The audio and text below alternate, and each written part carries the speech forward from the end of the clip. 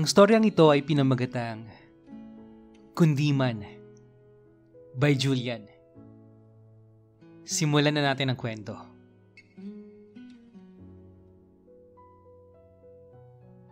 Hi, ako si Julian.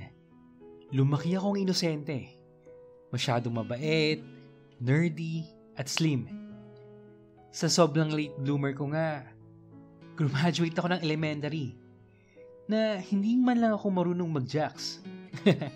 Oo guys, tama kayo ng rinig. Hanggang sa nag-high school ako, doon ako natuto ng mga kung ano-anong mga bagay. Lalo na sa mga kalibugan.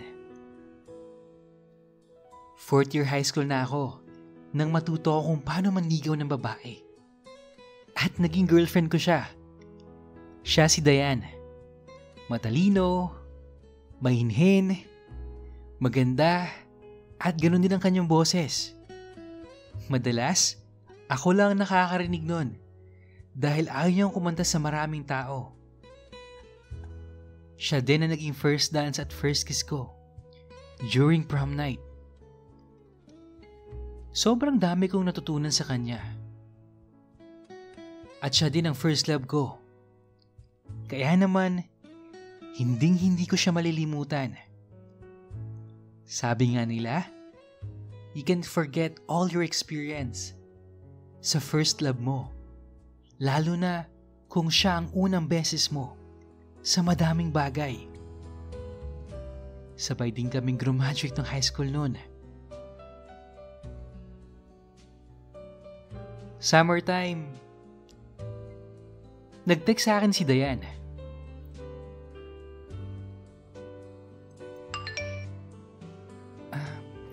Love, pwede ka bang makausap mamaya sa favorite place natin? Sa May Park? Mga 4 p.m. Sige love, reply ko kay Diane noon. Dumating na ako sa park ng mga 3:30 pa lang siguro ng hapon. Ayoko kasi na pinaghihintay siya. Kasi iba kasi siya pag masungit eh. Maaga din kasi siya pag meron siyang sinasabing time. At yun na nga, after 5 minutes ng pagdating ko, dumating na rin si Diane noon. Seryoso yung mukha ni Diane. Sinubukan ko siyang halikan sa pisngi. Pero pinigilan niya ako. Ni wala man lang siyang hi or hello. Dali-dali niyang sinabi na, Jules, I'm sorry. Pero gusto ko nang mag-break tayo. Ha? Pero bakit love? Ayaw mo na ba sa akin? Di ba?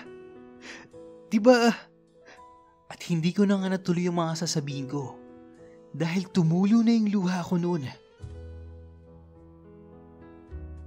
Jules, actually, nung bago pa sana mag-graduation kaya lang, ayoko naman na hindi ka masaya sa graduation natin. At kailangan ko talaga mag-focus sa course na kukunin ko. At sa Manila na ako mag-aaral. Jules, hindi ko kaya mag-LDR. Sorry kung sinabi ko na parehas tayo ng papasukang school. Pero pag-aaralin daw ako ni tita ko eh. At doon ako dapat tumira. I'm sorry, Jules. Pero Diane, akala ko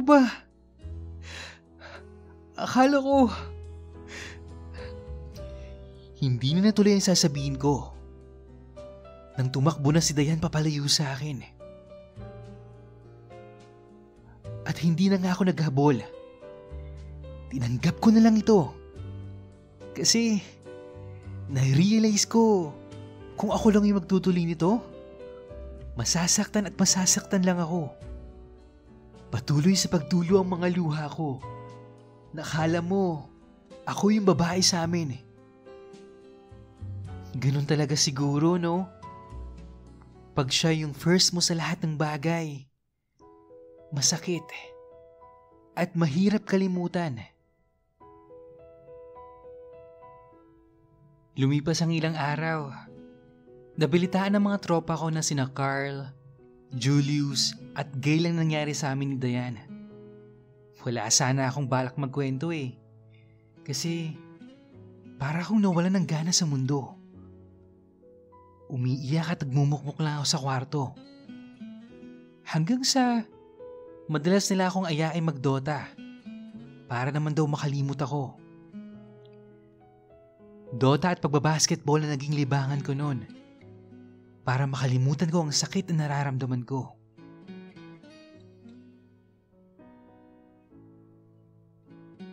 Lumipas na nga ang bakasyon at dumating na ang college life ko.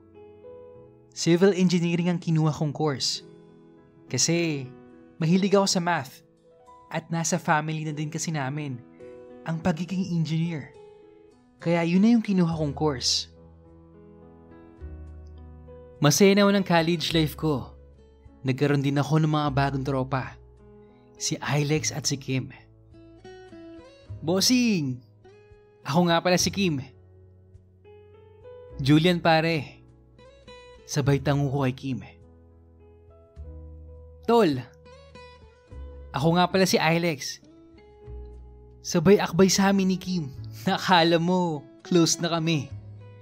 At dahil nga wala pang teachers, nagkwentuhan muna kami at doon ko nalaman na si Ilex at Kim ay dati nang magkakilala. Dahil madalas silang magkasama sa provincial game ng volleyball. Pero hindi sila same school noon.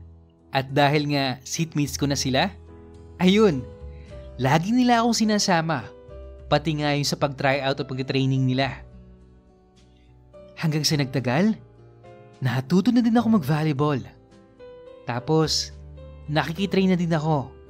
Minsan, sumasama din ako mag-gym para lumaki naman yung katawan ko kahit papano. At doon ko nalaman na nagkakagusto din pala ako sa kapwa ko lalaki. Kasi minsan, hindi ko namalayan na nakatingin na pala ako sa mga lalaking may magagandang katawan sa gym.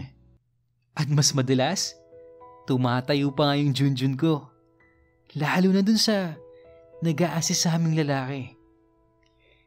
Paano ba namang hindi? Grabe, ang ganda ng katawan. Tapos, ang laki din ng puwet niya. At ang pogi pa. Grabe. Siya ang naging motivation ko sa pagpapaganda ng katawan.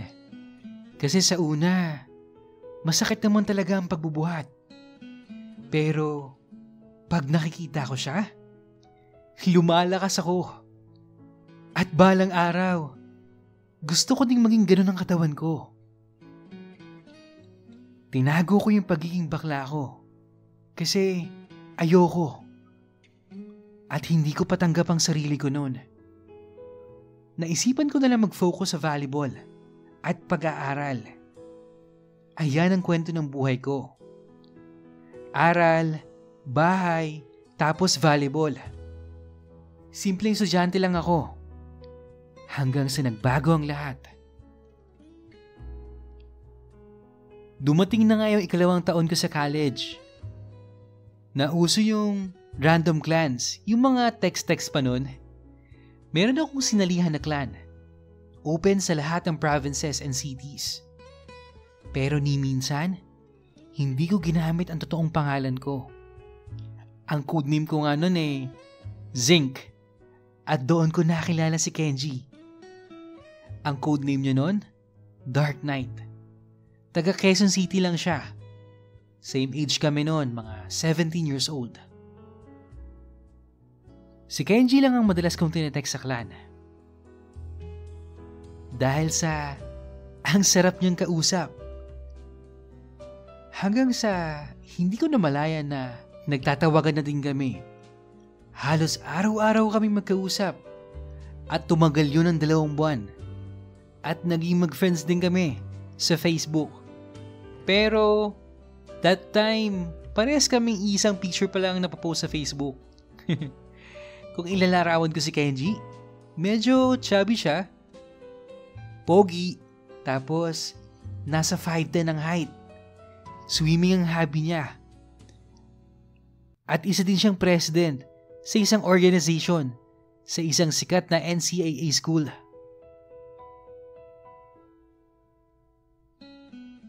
Isang araw, biglang tumawag sa akin si Ken. Oh, hello Ken. Napatawag ka. Hello Jules. Pwede ba kitang ligawan? Alam ko, medyo random to pero gusto kita. Sobra. Hindi ko maintindihan pero gusto ko na lagi kitang kausap, ka-text, at sobrang lungkot ko pag hindi kita nakakausap kahit isang araw man lang. Alam niyo yun guys, ramdam ko yung nginig ng boses ni Ken noon. At saya sa pagsasabi nito sa akin.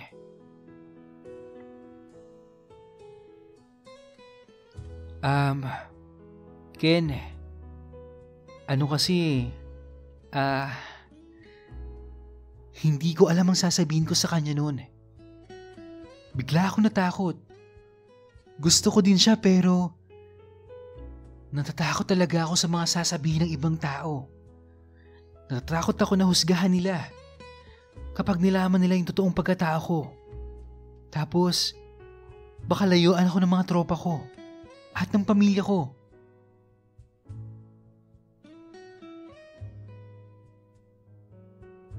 Jules, naiintindihan kita. Alam ko nakakabigla yung pagtatapat ko. Pero, aantayin ko yung sagot mo. Tawagan mo lang ako. Pagkasabi ni Ken noon, inoff niya na yung tawag at rinig sa boses niya ang pagkadismaya at pagkalungkot. Madaming mga bagay ang nabubuo sa isipan ko at puro negatibo yun. Simula noon, ay hindi yun nagre-reply si Ken sa mga good morning, good evening, o good night ko. Hindi ko naman masabi na gusto ko maging MU kami. Doon ko na-realize na mas okay na rin siguro yung ganito. Yung hindi kami nag-uusap. Lilipas din siguro to. Kasi hindi ko pa talaga kayang sabihin na gusto ko siya. Duwag ako sa nararamdaman ko. Hindi ko pa siya kayang ipaglaban. At hindi niya deserve yun. Lumipas ang isang taon, naaalala ko pa din si Ken. Pero, binaling ko na lang sa mga bagong kong tropa ang oras at atensyon ko. Kaya naman, mas lalo kong naging close sila. Especially na si Kim. Natuto din akong minom, mag-absent, para lang mag-volleyball. O kaya dahil may hangover. Siguro naman, lahat tayo guys dumaan sa ganyang part ng buhay natin. Pero kahit papaano, gumaganda yung katawan ko. Gawa ng sa pag-volleyball at gym. Puwapas din naman ako sa engineering. Kahit madalas, 3 ang grades. Pero, goods na din yun. Pagkatapos ng araw ng exam, nag-aya si Kim na mag-inom. Jules, inom tayo. Tapos naman yung exam eh. Lex, tara, inom tayo. Kasama natin si Kim. Pagtawag ko naman sa isang tropa namin. Sorry mga bossing pero kailangan ko nang umuwi eh. Birthday kasi ni Mami. Gusto nyo sumama na lang kayo sa akin? Pag-aaya ni Lex noon. Ganun ba? Sige bossing, ingat ka. Kami na lang ni Kim. Ang layo ng Isabela eh. Next time na lang. At sa apartment nga kami nila Kim nag-inom. By the way, magkasama si Kim at Alex sa apartment. At ako naman ay uwian. Medyo mga nasa 30 minuto lang din naman ang biyahe ko. Mula sa school hanggang sa bahay. Nagsimula na nga kami mag-inuman ni Kim.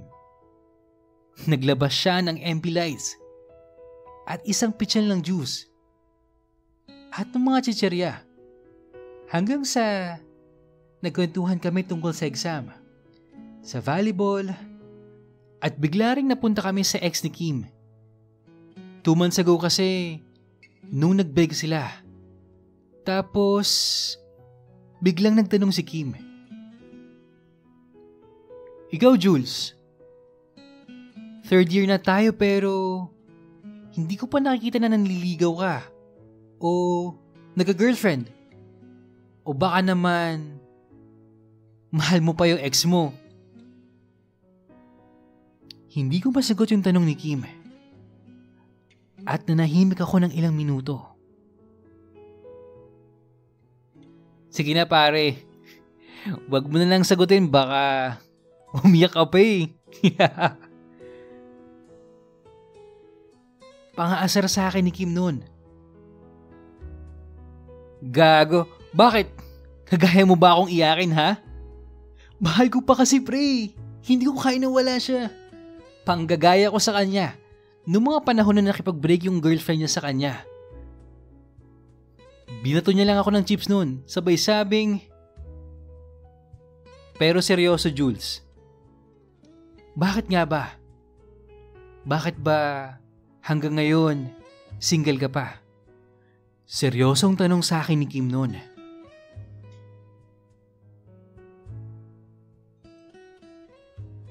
Okay, una sa lahat, gusto ko lang mag-thank you kay Julian for sharing your story. Maraming salamat sa iyo, bro. At guys, alam ko na hindi po madaling magsulat ng personal experience nila. Especially kung love story to, no? Kasi it takes a lot of effort and time. Tapos, kailangan mo pang sariwain ang lahat eh. Yung pain, yung happiness, lahat ng emotions na naramdaman nyo ng mga panahon na yon. Kaya, sobrang maraming salamat po sa lahat ng listeners natin na nagbabahagi ng kanilang totoong kwento. Alright, so balik tayo dun sa kwento ni Julian. Mabigyan na kaya ng chance ang naudlot na pagmamahala ni Julian at Ken? Magkaroon na kaya siya ng lakas ng loob na sabihin ang nararamdaman para kay Ken? Bale, hanggang 2 episodes lang tong story ni Julian, kaya naman abangan nyo ang mga susunod na mangyayari sa next episode. At sa mga gusto pong mag-share pa ng kanilang personal experience, email nyo lang yan sa imrensantiago@gmail.com o kaya message nyo ako sa Facebook. Guys, yung email address natin nasa description box lang siya. Yun lang at maraming salamat po sa pakikinig. Hanggang sa muli.